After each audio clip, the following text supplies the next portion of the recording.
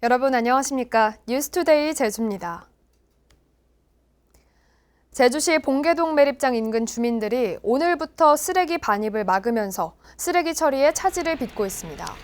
봉계동 주민들은 봉계동 쓰레기 매립장 앞에서 음식물 쓰레기와 재활용품, 대형 폐기물 등 악취가 심한 쓰레기 반입을 막고 있습니다.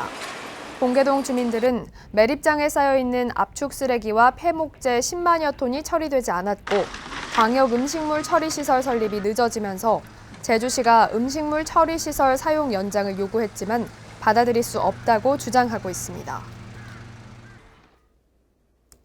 내년 10월부터 대형 사업장에 교통유발 부담금이 부과됩니다.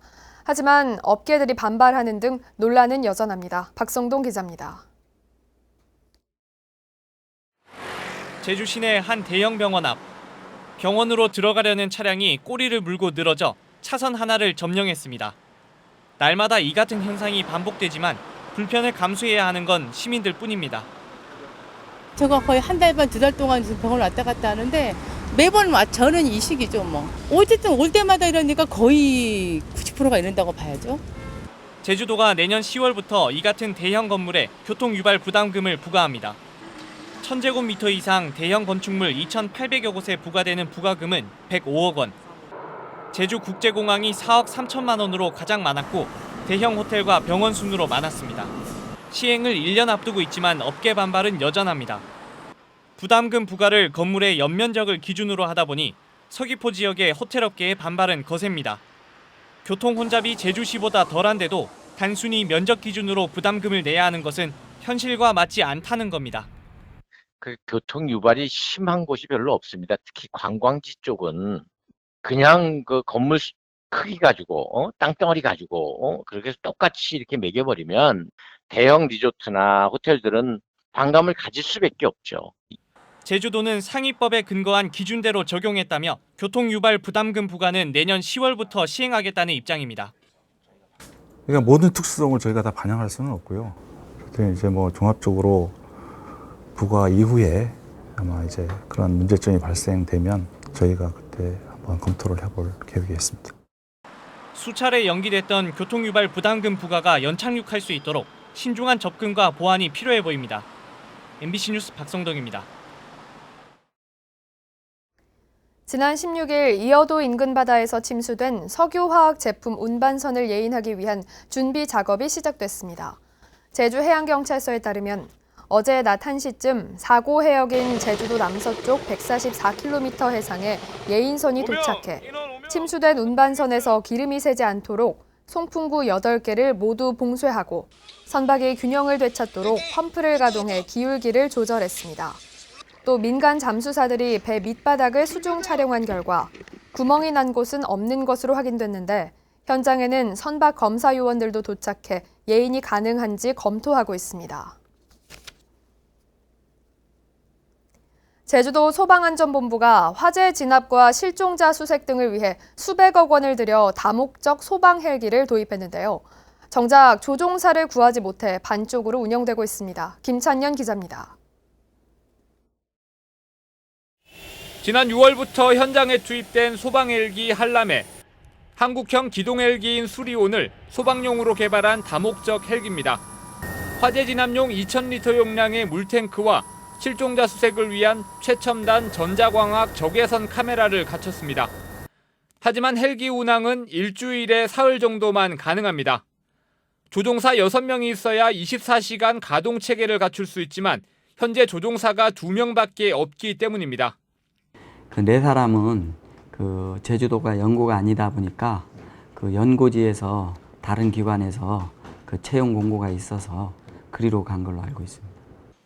이달 초 소방본부가 조종사 4명에 대한 채용 공고를 냈지만 응시 인원은 3명뿐. 심사를 거쳐 오는 10월 모두 합격한다 해도 6명 정원을 채우지 못해 부분 운용은 불가피합니다. 산림청이나 병원 등의 헬기 충원 계획 등이 예상되면서 한람회 조종사들의 이직 가능성도 적지 않은 상황입니다. 3명이 다 채용이 됐다 하더라도 그 3명이 쭉 우리 제주도민으로서 또는 같은 응급을 해결하는 사람으로서 밀착감이 있는 그런 체계도 갖추어줘야만이 이분들이 장기 근무를 하지 않겠나 이렇게 생각이 듭니다. 270억 원을 들여 야심차게 도입한 소방 헬기 한람회. 지난해 같은 기종의 군 헬기 추락 사고로 6개월 넘게 운항이 중단된 데 이어 이번에는 조종사를 구하지 못하면서 제 역할을 하지 못하고 있습니다. MBC 뉴스 김찬현입니다. 내년 총선을 앞두고 보수 야당들의 정계 개편이 논의되고 있는 가운데 원희룡 제주도지사의 거취가 주목받고 있습니다. 원희룡 지사는 박형준 전 청와대 정무수석 등이 이끄는 플랫폼 자유와 공화가 중도와 보수 야권의 통합을 논의하겠다며 내일 서울 프레스센터에서 주최하는 대한민국 위기 극복 대토론회에 참석할 것으로 알려졌습니다. 이번 토론회에는 자유한국당 황교안 대표도 참석할 예정인데 바른미래당 손학규 대표도 최근 원 지사와 만나 통합의 정치에 큰 역할을 해달라며 당부한 바 있습니다.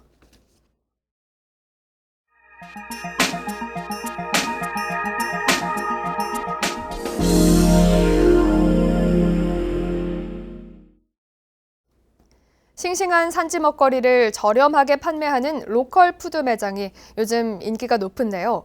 단순히 먹거리만 판매하던 로컬 푸드 매장이 도심권에서는 금융 서비스까지 제공하는 복합 점포로 진화하고 있습니다. 광주 이재원 기자가 보도합니다. 잘 포장된 고추와 각종 야채가 소비자의 손길을 기다리고 있습니다. 모두 나주시 삼포면 지역의 시설하우스에서 생산된 야채로 재배자의 이력까지 한눈에 알아볼 수 있습니다. 상태가 싱싱하고 좋은 것 같아요. 직접 나오니까 더 저렴한 가격으로 살 수 있는 것 같아서 좋아요. 로컬 푸드에 참여하는 200여 농가는 소비자와 직접 연결되는 단순화된 유통 구조로 판로 걱정을 덜었습니다. 직접 이제 이렇게 거래를 하다 보니까 그 농가들이 저희를 알아서 이제 또 직접 전화를 해서 물건이 맛있더라, 좋더라 그런 면에 참 좋더라고요. 싱싱함과 저렴함을 무기로 로컬 푸드 매장이 급속히 성장하고 있습니다. 지난 2013년 첫 선을 보인 지 6년 만에 매장은 광주와 전남 지역에서만 30곳을 넘어섰고 연 매출도 800억 원에 육박하고 있습니다. 농가 지도를 통한 지속적인 품질 관리와 최대 12억 원까지 지원하는 전라남도의 정책도 로컬 푸드 매장의 성장을 견인했습니다.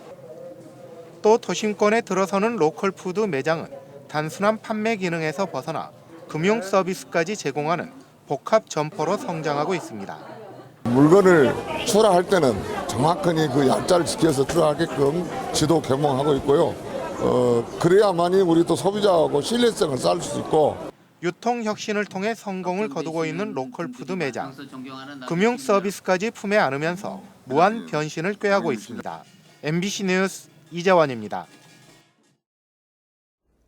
국내에서도 물 위에서 뜨고 내리는 수상 비행기를 타고 관광을 할 수 있는 시대가 열렸는데요. 한 수상 비행 업체가 관광 목적의 운항 자격을 승인받으면서 충청북도 청풍호에서 상업 운행을 시작했습니다. 충북 이명순 기자가 보도합니다. 수상 비행기 한 대가 제천 청풍호반의 수상 활주로를 박차오릅니다. 발밑으로는 남한강 명물인 옥순봉과 구단봉을 비롯해 제천 청풍호반 일대의 수려한 경관이 한눈에 들어옵니다. 지면 높이에서는 볼 수 없었던 이런 경관을 이제는 누구나 하늘에서 볼 수 있게 됐습니다. 제천 청풍호를 기반으로 한 수상 비행 업체에 국내에서는 처음으로 관광용 수상 비행이 승인됐습니다. 수상 비행기를 이용하는 국내 첫 관광 비행은 10인승 항공기가 도입되는 올 연말 전까지 현재 제가 타고 있는 이 4인승 세스나기가 도맡게 됩니다. 이 업체는 세계의 수상 비행 관광 코스를 준비해놓고 30분 비행에 15만 원 정도의 이용료를 검토하고 있습니다. 국내 첫 수상 비행장 지정에 이어 이번 수상 관광 면허를 받기까지 8년의 세월 동안 4-5번의 개장 실패를 겪은 지자체는 지역 관광 경기 활성화에 대한 기대가 남다릅니다. 여기가 이제 그 지리적으로 대한민국에서 이제 중심부에 위치합니다. 그다음에 천혜의 자원 청풍호를 가지고 있어서 일대 관광 산업의 이런 쪽으로 개발하기 아주 유리할 것으로 생각을 하고 있습니다. 수상 비행업체는 현재는 운항 목적이 관광에 국한되어 있지만 향후에는 국내외 여객 수송 기능까지 갖추겠다는 계획입니다. 관광 비행으로 시작하지만 저희가 흑산도라든가 울릉도라든가 서울 한강이라든가 이런 지역에 노선을 띄우는 것을 준비해서 지금 더 큰 비행기도 지금 도입하고 있고 그렇게 돼서 노선 비행을 지금 계획하고 있습니다. 관광을 넘어 여객 운송까지 가능한 국내 수상 비행의 전례 없는 영역이 국내 최대 규모의 호수에서 새롭게 만들어지고 있습니다. MBC 뉴스 임용순입니다.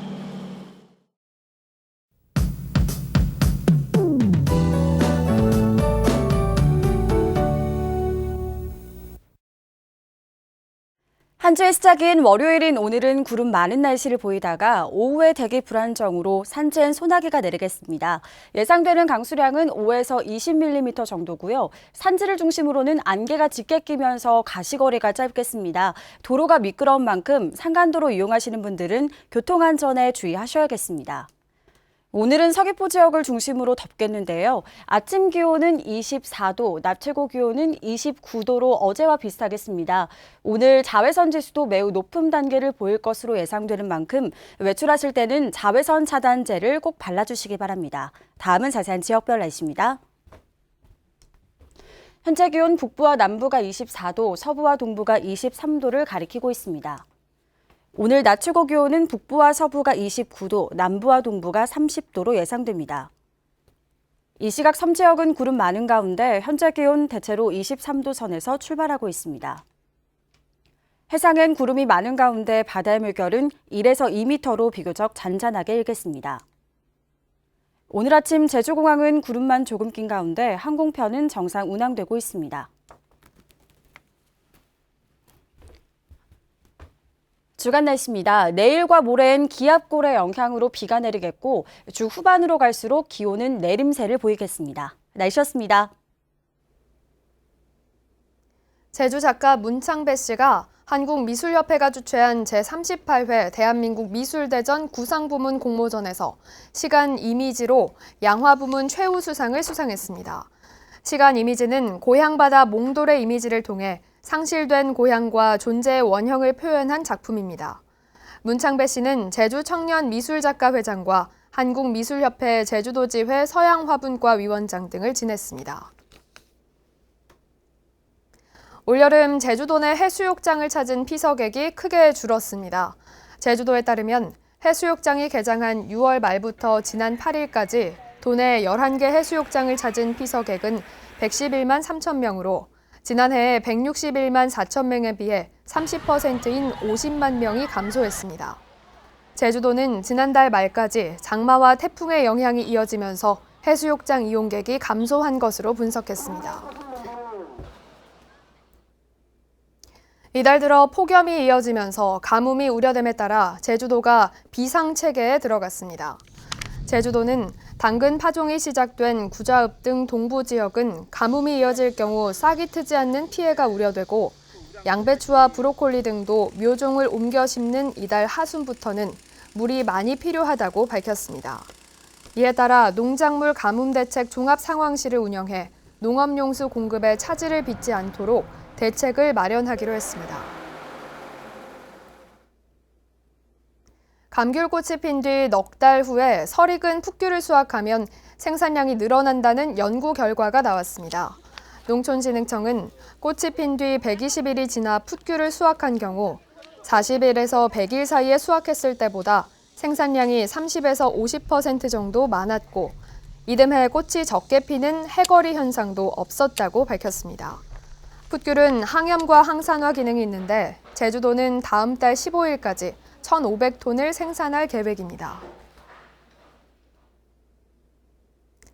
제주 지역 노인들의 요양원 입원 기간이 전국에서 가장 긴 것으로 나타났습니다. 자유한국당 김승희 국회의원이 국민건강보험공단에서 받은 자료에 따르면 제주도 내 65살 이상 노인이 사망하기 전까지 요양원에 입원한 기간은 1인당 평균 1,191일로 전국에서 가장 길었습니다. 반면 요양병원 입원 기간은 270일로 전국 평균의 절반 수준이어서 제주 지역에 요양병원이 적어 요양원에 입원하는 경우가 많은 것으로 나타났습니다.